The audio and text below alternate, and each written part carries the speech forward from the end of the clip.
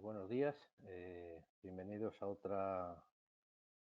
otro martes tecnológico del ITEC. En este caso vamos a ver algo un poco curioso, que es la valoración de lo intangible, una metodología, bueno, un poco peculiar para todos aquellos que se dedican o nos dedicamos a las valoraciones de actividades que muchas veces no tocamos con los dedos, ¿verdad? Entonces, simplemente me presento, soy Jerónimo Alonso Martín, representante de ITEC en la zona centro, con sede en Valladolid. Vamos a mostrar esta temática de matemática regresiva para evaluación de algo inmaterial o técnicas estadísticas aplicadas al sector inmobiliario constructivo a través de un ejemplo, que es, como digo ahí la pregunta, ¿cuánto vale la luz de un faro? Simplemente una breve descripción de lo que es ITEC. ITEC es una fundación sin ánimo de lucro. Podéis ver en el canal de YouTube, cuando cumple 40 años, toda su trayectoria. El ITEC se ubica en Barcelona. Es una fundación, como digo y repito, sin ánimo de lucro, representante de los distintos agentes de la construcción público y privada, y es una entidad neutral, independiente, transversal y multidisciplinar, que aúna la generación de conocimiento e información y la transferencia del mismo. Realmente es un punto de encuentro entre los distintos agentes del sector.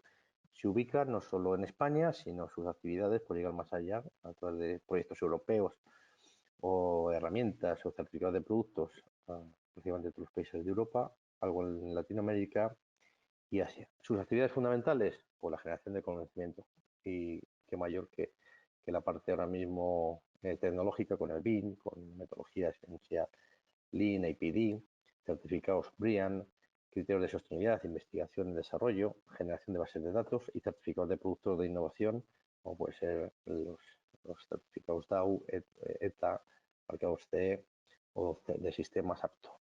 Realiza estudios de mercado, publicaciones y acude como ponente y como participante a numerosos congresos, tanto internacional como internacional. Desde ITEC se ha promovido la comisión Construimos el Futuro para analizar y debatir estas metodologías disruptivas.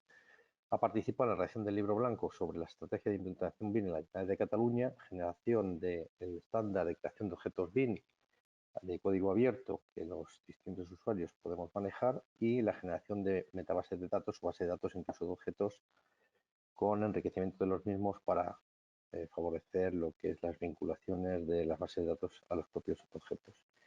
BDEC es la base de datos que una, pues pliego, precios, normativa, datos ambientales, mantenimiento y objetos BIM, de la que a través de formatos abiertos o estándar los distintos actores que operan en el mercado pues pueden operar con ellos.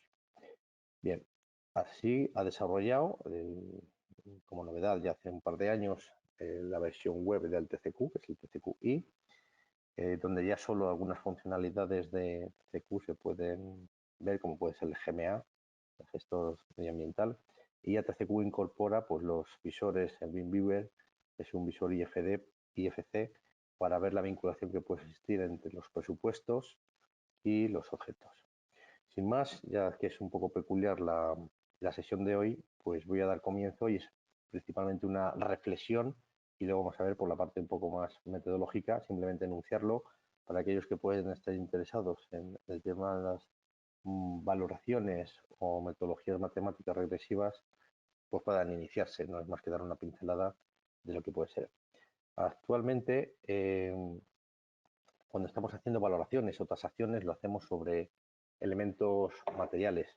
La norma ECO que desarrolla las propias tasaciones a efectos del mercado hipotecario, del mercado de seguros y pensiones, pues establece una metodología del precio de coste, del precio del el valor neto, el valor bruto, las depreciaciones físicas y funcionales, los cálculos de valor de suelo a través de una serie de metodologías de capitalización o descuentos de activos y primas de riesgo. Bueno, toda esa metodología se conoce, pero hay otra metodología de algo más profundo que se utiliza en patrimonio, un patrimonio histórico, en el que se plantean valorar singularidades, incluso valorar algo que ni se aprecia ni se puede tocar y sin embargo tiene un valor enorme. Por ello, en la ponencia de hoy pues, se ha denominado el valor del intangible, cuánto vale la luz de un faro. Evidentemente, nosotros tenemos un faro, es un objeto material, es un objeto físico, pero más allá tiene una funcionalidad. Y esa funcionalidad es objeto en sí de valoración. Entonces, más allá del objeto físico, realmente, ¿cuál es el valor intrínseco a la propia luz del faro? ¿Vale? Entonces, vamos a analizar las distintas visiones que tienen los distintos actores que operan sobre esta entidad y para cada uno de ellos veremos pues que tiene una valoración propia, una valoración. Por eso tenemos aquí la valoración de lo que puede ser un arquitecto. Pues un arquitecto pues tiene es un objeto de construcción, es un objeto que tiene en sí mismo un valor material, un valor de coste de ejecución de lo que es la construcción de la propia edificación. Si ahondamos más en profundidad en este objeto, en este inmueble, trabajan personas. Y claro, es distinto la visión que puede tener de valor, no hablamos de precio, hablemos de valor que puede tener para el arquitecto que diseña y construye este inmueble, como es la del propio farero y la importancia que tiene su propia labor como prestación de servicios, ¿verdad? Para unos usuarios que en este caso son barcos u otros. Pero claro, más allá del farero tenemos otra visión, que es la visión de la propia ingeniería. Y fijaros que más allá de lo que puede ser construirlo, más allá de lo que puede ser el propio trabajo de profesional del farero, la propia ingeniería lumínica, objeto de visionado, pues tiene en sí mismo también un valor muy importante. Las distintas tipologías de luminarias pues van a determinar pues cómo y cuándo y de qué forma y en distintas meteorologías se puede visionar la luz de este faro para establecer un posicionamiento de tierra firme. Bien. Más allá de todo esto, también estos faros tienen un valor etnográfico o histórico, ¿verdad? De que evidentemente a cuenta de ese posicionamiento de la luz de ese inmueble, pues se salvan pues, pues miles de vidas. Evidentemente para que no haya barcos varados, para que no haya hundimientos, es necesario ubicar los puertos y la tierra. Bueno, pues en sí mismo, etnográficamente, para un historiador, el faro puede tener un valor patrimonial. ¿Bien? Ese valor patrimonial actualmente, fijaros, ya está generando el propio faro un recurso turístico y evidentemente no es lo mismo el valor que tiene este faro para un historiador que para una empresa que se dedique a la gestión de activos en el uso turístico u hotelero. Para él es un bien de explotación, con lo cual, y ahora se están promocionando muchas visitas o pernoctaciones a faros, tiene en sí mismo un valor de explotación. Bien, de los distintos acercamientos que estamos viendo al faro en sí, o a la parte lumínica del faro, pues cada uno agrega un valor inmaterial al mismo. Ahondando más, fijaros que el faro ya ni siquiera es la luz, ni siquiera es el recurso. Es que este faro está inmerso en una red de comunicaciones para ayudas a la navegación. En la página web del Ministerio de Fomento veréis, hay un mapa con todos los faros que hay en España y cómo todos ellos están interconectados. Evidentemente, ya en la parte de comunicaciones ya no es la propia luz, sino hay unos elementos visuales, unos elementos acústicos y unos elementos radioeléctricos. Marconi probó su sistema para comunicar Europa con América sobre faros. ¿eh? Entonces, tiene un valor para el sistema de comunicaciones para que ese marino pueda percibir ayudas visuales o acústicas a la navegación. Tanto es así que se establece un sistema codificado de señales costeras o señales o balísticas, digamos, de la propia señal que es objeto de mensajería en sí mismo entre los barcos y la costa. ¿verdad? Pero claro, debemos de percibir que en sí mismo este objeto material puede determinar y tiene otros usos, que son objetos de valoración. Dice, bueno, ¿y cómo es posible tener un acercamiento, una singularidad, donde el valor añadido potencialmente es todo este sistema de comunicaciones, de señales, más allá de lo que puede ser el objeto físico? Bien, como tenéis aquí, la página web del Ministerio de Fomento tiene un uso en sí mismo para la administración. Desde un faro tiene que haber un sistema de comunicaciones con otros faros. Luego esto ya es algo más que el propio edificio, que la propia luz, sino que está intrincado en una red de comunicaciones costeras que aportan muchísima información. Yo recomiendo ver en la página web del Ministerio porque es impresionante la información que nos da acerca de este tipo de construcciones. Más aún, es que estos faros ya no es que se vean y se comuniquen con otros faros, es que están en un sistema de balizamiento costero, pues para detectar y comunicar, pues como ven ahí, tsunamis, presiones atmosféricas, subida y bajada de la mar, oleaje.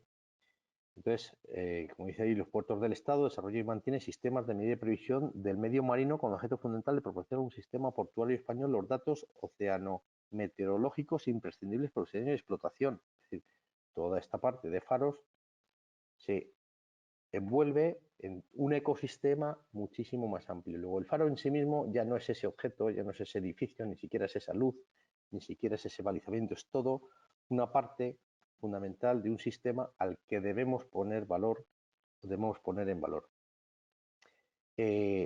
Clicando en cualquiera de esos balizamientos, pues vais a tener información a tiempo real de los sistemas de información y meteorológicos que se tienen en toda esta red costera de balizas y de faros. Claro, poner orden económico y determinar el valor en función del acercamiento que se tiene a una singularidad, como puede ser un castillo, como puede ser un museo, es altamente complicado.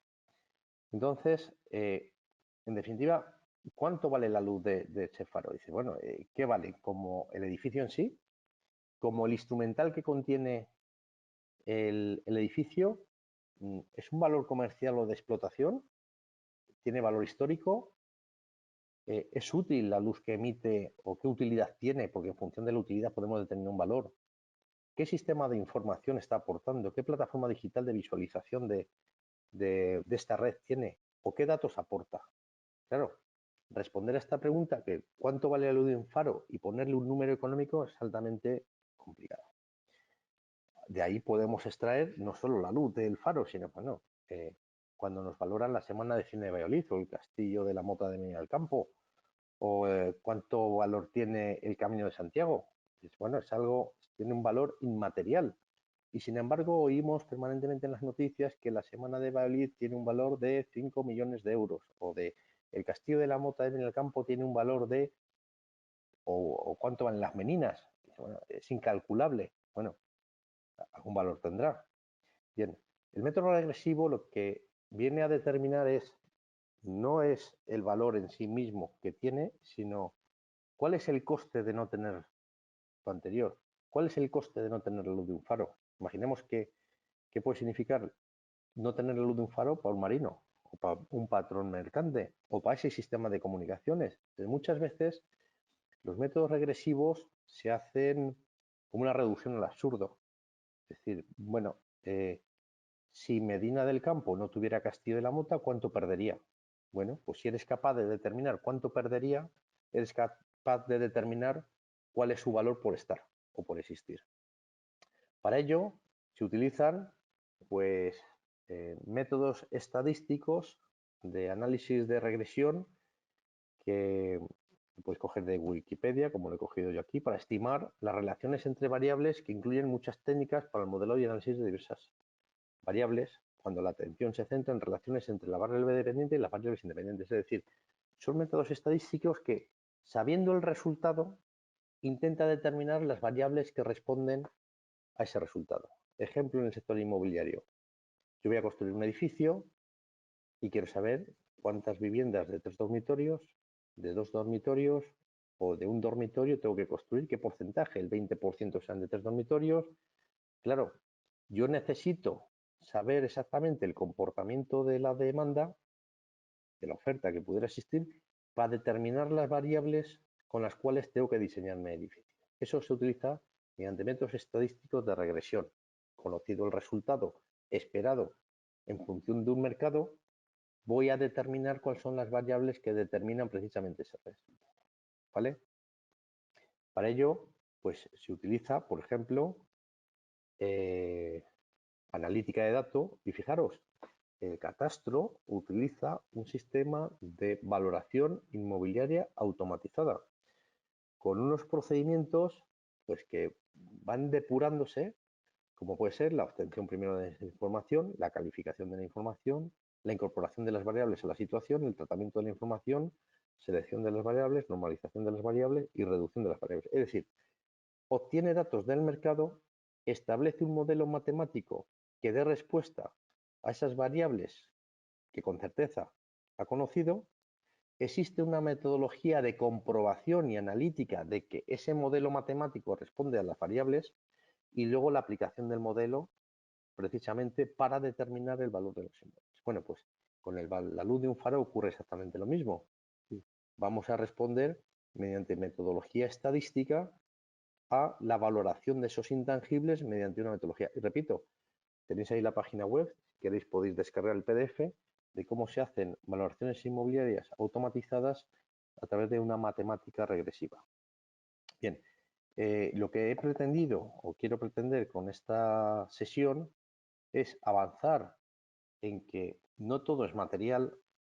Hay una serie de valoraciones que son de intangibles que necesitan unos procedimientos matemáticos un poquito más avanzados, que está muy ligada a la teoría de juegos, la teoría del caos y los métodos de regresión o análisis big data, podríamos llamarlo también así.